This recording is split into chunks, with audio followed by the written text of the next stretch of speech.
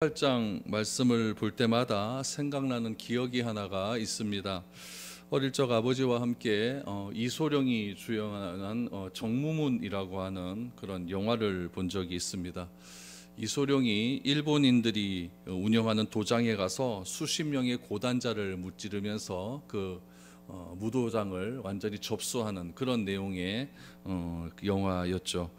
그 영화를 보면 어릴 때는 항상 그랬어요. 영화와 똑같이 행동하지 않습니까? 그래서 학교에 가서 친구들한테 한꺼번에 다 덤벼 이러다가 굉장히 맞았습니다. 그런 기억들이 있습니다.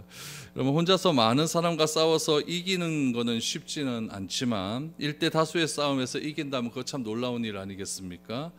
이런 일이 지금으로부터 2900년 전에 유다 땅에서 갈멜산에서 있었던 그런 사건입니다. 450명과 싸워 이긴 선지자, 그 선지자가 우리가 엘리야라고 다 알고 있습니다. 그 엘리야가 어떻게 이런 싸움을 걸었고 이 싸움에서 엘리야가 진실로 원하는 것은 무엇이었는지를 오늘 한번 살펴보아야 되겠습니다. 오늘 본문에 나타난 이 갈멜산에서의 전쟁은 하나님과 바알의 싸움이 아닙니다. 싸움이라고 하는 것은 실체와 실체, 그 존재가 실제로 존재하는 것들이 둘이 붙어서 싸우는 것이 싸움 아니겠습니까? 근데 바알이라고 하는 것은 실제로 존재하는 것이 아닙니다. 단순히 우상일 뿐이죠. 그래서 이 갈멜산에서의 이 대전은 전쟁이라고 보기보다는 바알이 우상이라는 것을 드러내는 사건으로 보는 것이 더 맞습니다. 하나님께서 아합을 왕으로 세웠지만 아합이 온 이스라엘을 우상을 숭배하는 나라로 만들었을 때 하나님은 이스라엘 땅에 가뭄이라고 하는 그런 징벌을 내리지 않습니까? 풍요와 다산의 신이었던 바알과 아세라의 실상을 비를 내리지 않게 하심으로 하나님만이 참 신이라는 것을 그 땅 가운데 선언하신 것입니다. 오늘 말씀에서 아합은 16절에서 18절까지의 말씀을 보시면 이런 내용이 나와요. 아합은 엘리야가 이스라엘을 괴롭힌다 라고 말을 하고, 엘리야는 뭐라고 이야기하냐면 여호와의 명령을 버리고 바알을 따른 아합이 이스라엘을 괴롭힌다 라고 이야기를 합니다. 이스라엘이라고 하는 대상을 놓고 서로가 서로에게 핑계를 대고 있지 않습니까? 너 때문에 지금 이스라엘이 어려움을 당한다 라고 이야기를 하고 있습니다. 그러면 진짜 이스라엘을 괴롭힌 존재는 과연 누구일까요? 오늘 본문에 보면은 진짜 이스라엘을 괴롭힌 그 존재가 바알이라고 하는 것, 그 실체가 드러나게 되고 그 바알을 따르는 아합 왕의 실체가 드러나게 됩니다. 오늘 그러한 내용들을 한번 살펴보았으면 좋겠습니다. 16절부터 한번 보시죠. 오바댜가 가서 아합을 만나 그에게 말하매 아합이 엘리야를 만나러 가다가 엘리야를 볼 때에 아합이 그에게 이르되 이스라엘을 괴롭게 하는 자여 너냐? 그가 대답하되 내가 이스라엘을 괴롭게 한 것이 아니라 당신과 당신의 아버지의 집이 괴롭게 하였으니 이는 여호와의 명령을 버렸고 당신이 바알들을 따랐음이라 라고 말합니다. 오바댜는 이제 엘리야의 말을 듣죠. 엘리야의 말을 믿고 이제 아합에게로 갑니다. 아합에게로 가서 엘리야를 내가 만났다라고 라는 말을 전하기 위해서 아합에게로 갑니다. 그래서 엘리야가 어디에 있는지 아합에게 알렸습니다. 아합이 오바댜의 말을 듣고 엘리야를 만나기 위해서 떠납니다. 아합은 3년 6개월 전에 엘리야가 한 말로 인해서 비가 오지 않았기 때문에 엘리야에게 모든 문제를 다 덮어 씌우기를 시작을 합니다. 그래서 아합이 엘리야를 만나자마자 하는 소리가 무엇이었냐면은 엘리야 너가 이스라엘을 괴롭게 한다라고 말을 하죠. 그러자 엘리야는 뭐라고 이야기를 합니까? 아합과 아합의 아버지였던 오므리가 여호와 하나님을 버리고 바알을 섬겼기 때문에 이스라엘이 괴로움을 당한다라고 이야기를 합니다.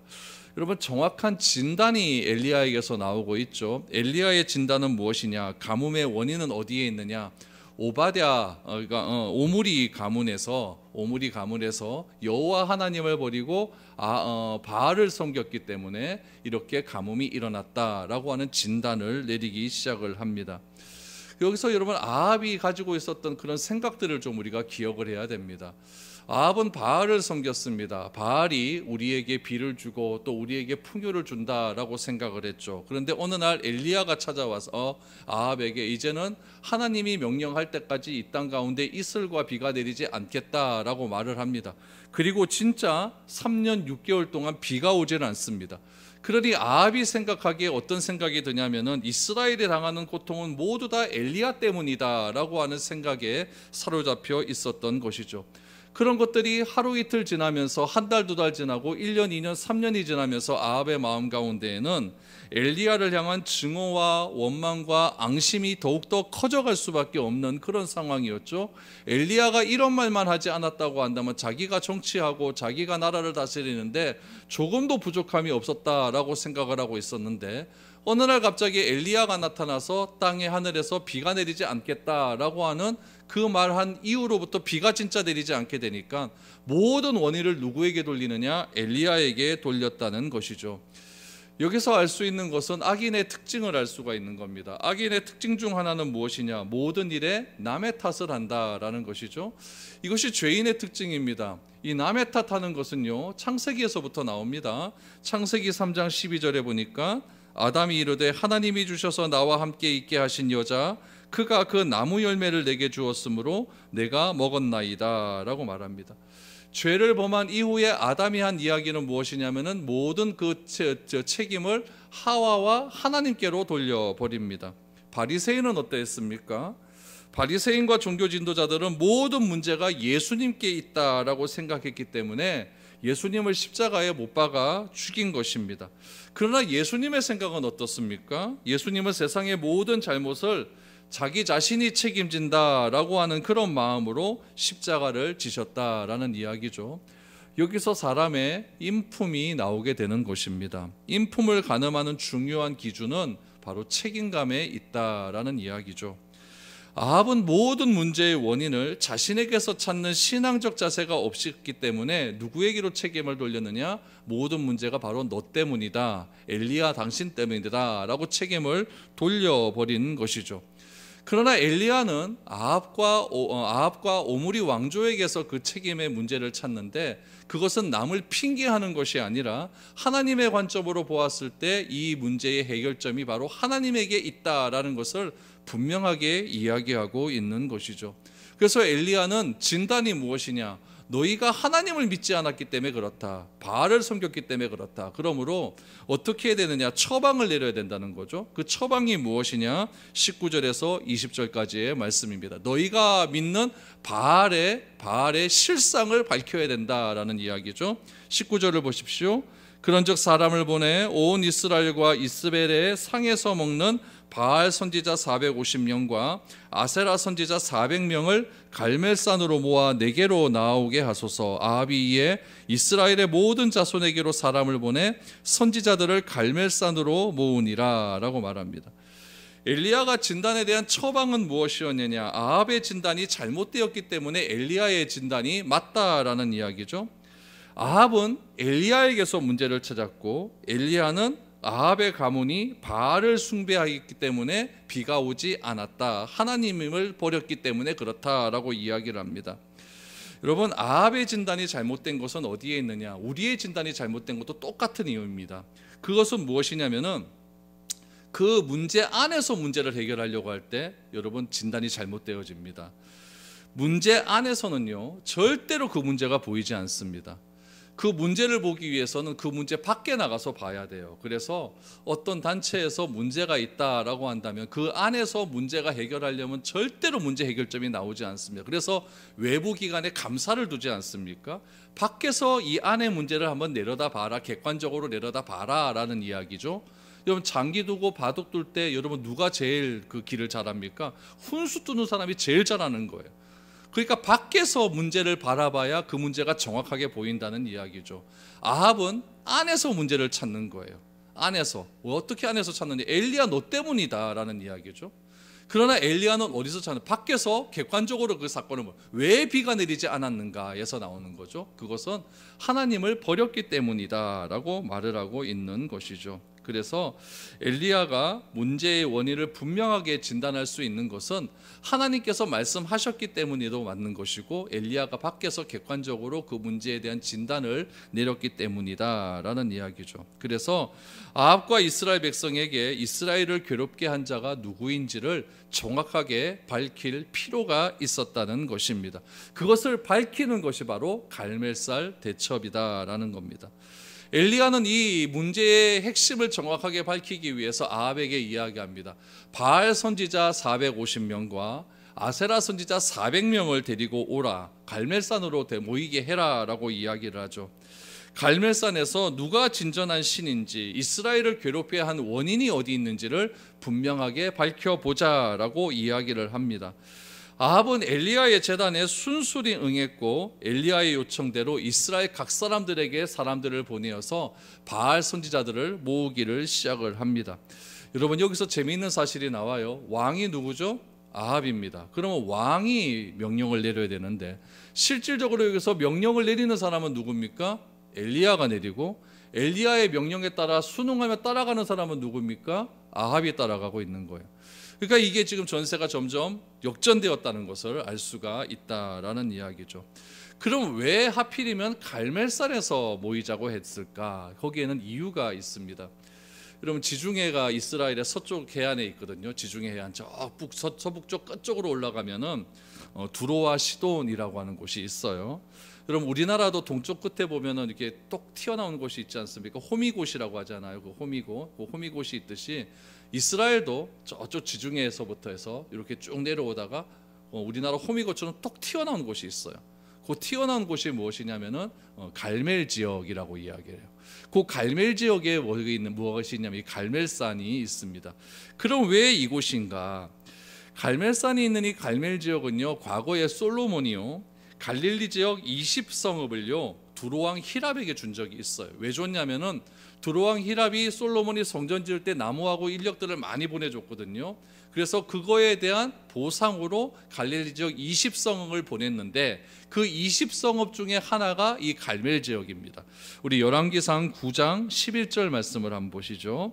갈릴리 땅의 성읍 20곳을 히람에게 주었으니 이는 두로왕 히람이 솔로몬에게 그 온갖 소원대로 백향목과 잣나무와 금을 제공하였습니다 라고 했어요. 그래서 이 갈릴리 지역과 이 갈멜 지역이 원래 다 이스라엘 땅이었는데 솔로몬이 두로왕 히람에게 줌을 통해 가지고 이 갈멜 지역을 통해서 이스라엘과 이 두로와 시돈 지역의 경계선이 되어버린 거예요. 딱 경계선이 되었다는 이야기죠. 그 이후에 갈멜산은요 어떻게 되었느냐, 바알을 섬기는 굉장히 중요한 지역이 되어버렸습니다. 아합이 엘리야의 제안에 순순히 응한 이유가 바로 여기에 있는 거예요. 갈멜산이 바알의 본거지거든요. 바알의 완전히 막 핵심 지역이 있는 거예요. 우리 기독교의 성지 그럼 예루살렘이라고 하지 않습니까? 마찬가지로 이 바알 신을 섬기는 성지가 어디냐? 이 갈멜산이에요. 거기다가 엘리야가 몇 명을 데리고 오라고 합니까? 850명을 데리고 오라고 하지 않습니까? 그런데 바알이 실질적으로 데려온 사람은 누구였냐면 아세라 선지자 400명을 데리고 오지도 않습니다. 그냥 바알 선지자 450명만 데리고 오는 거예요. 왜 그렇습니까? 저 한 명 다 싸우는데, 한 명 싸우는데 이렇게 많은 사람이 필요하겠느냐? 일단 얕보게 되는 거죠. 그리고 갈멜산은 바알의 홈그라운드거든요. 그러니까 우리 지역이니까 이건 엘리야 도저히 이길 수가 없다. 이건 바알 신이 함께하는 도시이기 때문에 엘리야가 도저히 이길 수 없다라고 하는 생각으로 엘리야가 제안한 제안에 흔쾌히 응하게 된 것입니다. 아합은 이스라엘 땅에 바알 선지자를 따라서 빨리 갈멜산으로 집합해라 라고 해서 갈멜산으로 집합을 하게 되는 것이죠. 그래서 21절 말씀을 보시죠. 엘리야가 모든 백성에게 가까이 나아가 이르되 너희가 어느 때까지 둘 사이에서 머뭇머뭇하려느냐? 여호와가 만일 하나님이면 그를 따르고 바알이 만일 하나님이면 그를 따를지니라 하니 백성이 말 한마디도 대답하지 아니하는지라. 지금 엘리야가 아합에게 바알 선지자 아세라 선지자를 데리고 와라라고 했으니까 어느 정도 시간이 좀 흘렀을 겁니다. 시간이 흐른 다음에 최소한 한 달 이상은 흘렀겠죠. 그런 다음에 갈멜산으로 바알 선지자가 다 모이고 이스라엘 백성들도 꽤 많이 모였어요. 꽤 많이 모였을 때에 지금 엘리야가 누구에게 말을 하는지를 잘 보셔야 됩니다. 엘리야가 바알 선지자에게 이야기하지 않아요. 엘리야가 아합에게 이야기하지 않아요. 엘리야가 누구에게 이야기하느냐? 21절 말씀 다시 보시면 모든 백성에게 가까이 나아가 이르되 라고 이야기를 합니다. 그러니까 엘리야가 지금 원하는 것은 무엇이냐면은 바알은 헛된 우상임을 드러냄을 통하여서 이스라엘 백성들의 마음을 되돌리고자 하는 그런 마음이 큰 겁니다. 그래서 지금 엘리야가 백성들에게 이야기를 하는 것이죠. 신앙의 결단을 촉구하고 있어요. 하나님과 바알 사이에 갈등하지 말고 한쪽을 선택해라 라고 이야기를 합니다. 바알이 하나님이면 그쪽으로 가든지, 여호와 하나님이 하나님이라는 것을 믿으면 하나님께로 가든지, 머뭇머뭇거리지 말고 빨리 속해라, 빨리 결정해라 라고 이야기를 하는 겁니다. 특별히 갈멜산이 있는 지역이요, 굉장히 좀 좋은 지역이에요. 갈멜산에 딱 올라가 가지고 갈멜산에서 이스라엘 쪽을 바라보면요, 순평야입니다. 그러니까 이스라엘 땅은요, 예루살렘을 중심으로 해서 남쪽이 굉장히 지역이 안 좋아요. 그러니까 이스라엘 12지파 중에서 유다 지파가 차지한 그 땅은요, 좋은 땅이 아니에요. 순 광야고요. 제대로 먹을 것이 날 수 있는 그런 곳이 아닙니다. 그런데 지중해로 가면 갈수록 땅이 굉장히 좋아집니다. 갈멜산에서 동쪽으로 가면 그 동쪽에 있는 그 평야가 있는데 이스르엘 평야라고 그래요. 이스르엘 평야. 거기가 굉장히 곡창지대입니다. 그래서 굉장히 농사짓기 좋고 날씨도 좋고 아주 풍요로운 곳이기 때문에 굉장히 그곳에서 아주 농사가 잘 짓는 그런 곳이겠죠. 이곳에서 이스라엘 광야 평야에서는요, 농업이 굉장히 주된 산업이었고 고대로부터 농사의 신이었던 바알 신을 잘 믿었던 곳이 바로 이 이스라엘 평야라는 거예요. 그러니까 이스라엘 백성들이 출애굽을 해서 가나안으로 들어오기 전까지는 그 땅에, 그곳에는 누가 살았냐면 이스라엘 백성들이 산 곳이 아니라 원래 가나안 땅에 토착민들이 살았던 곳 아니겠습니까?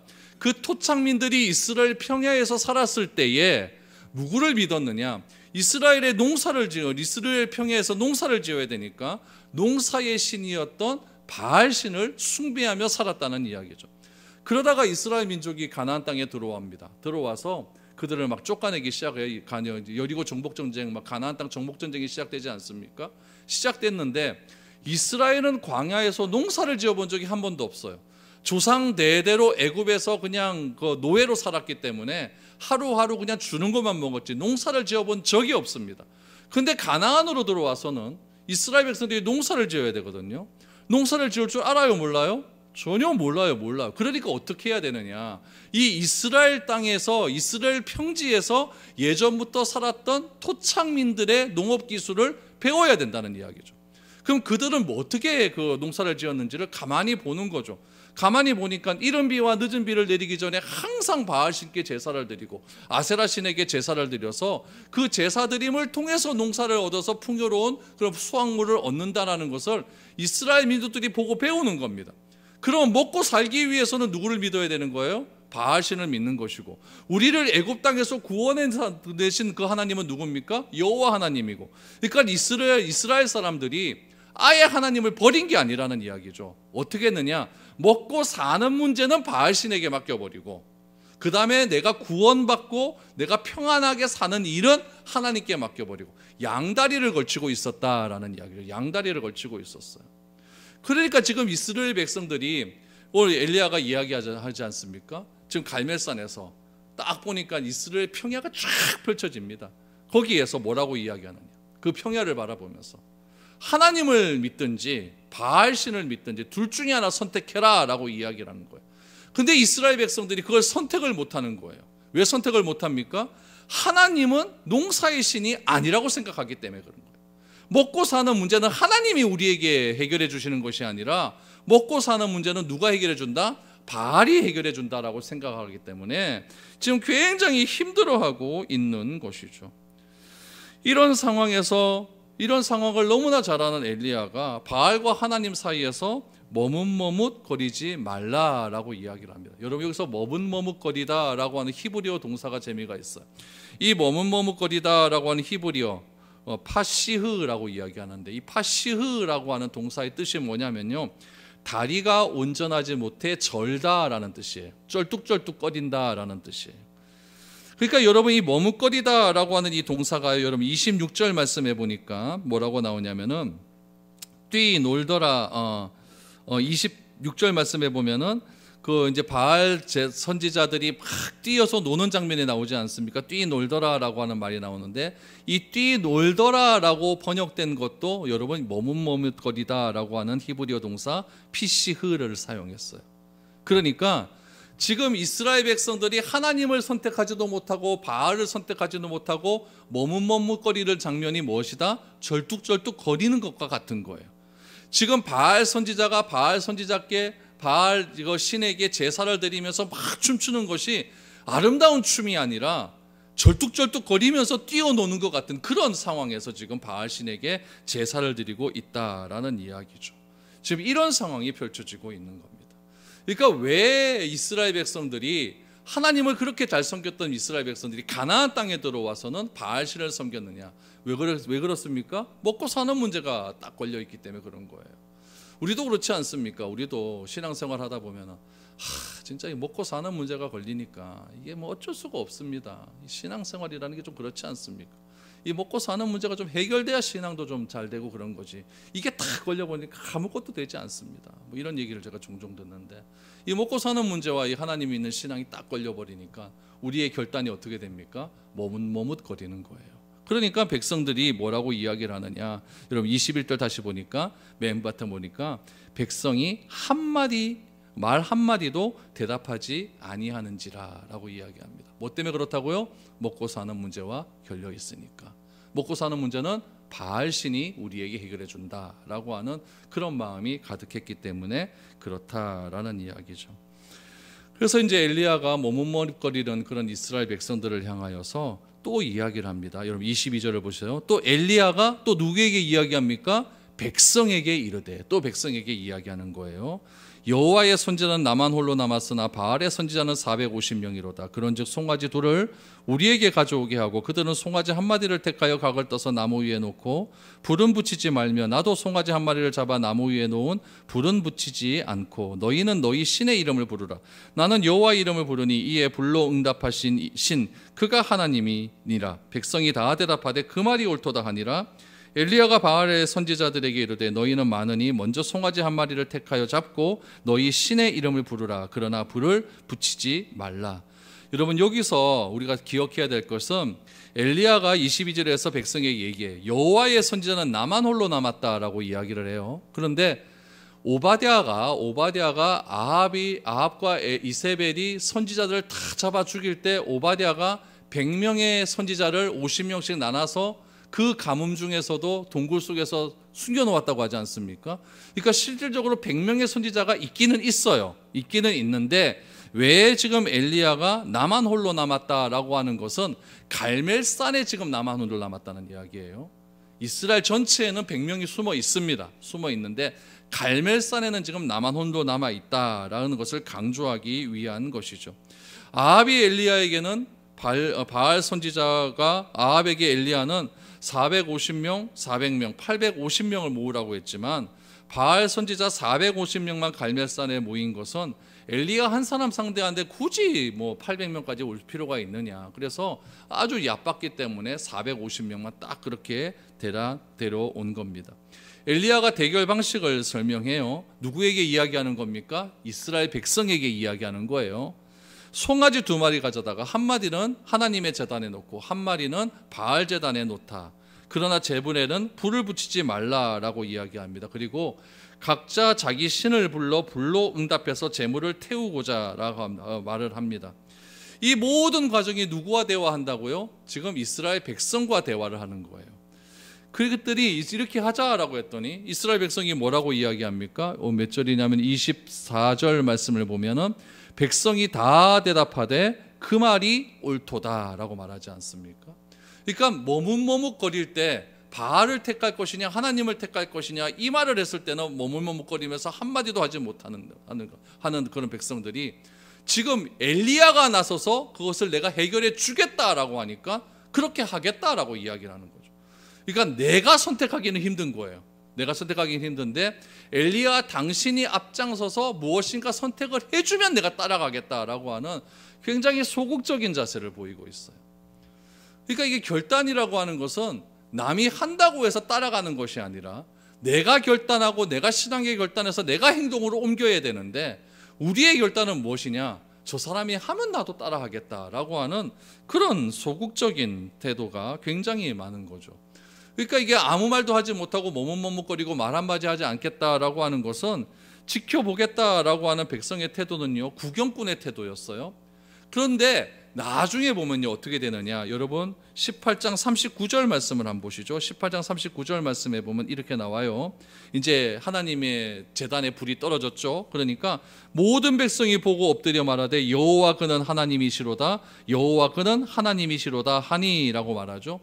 맨 처음에는 구경꾼의 태도였어요. 아무 말 못하다가 엘리야를 통해서 하나님의 제단에 불이 떨어지니까 그들이 그제서야 구경꾼에서 변화하는 태도를 보이게 되는 거예요.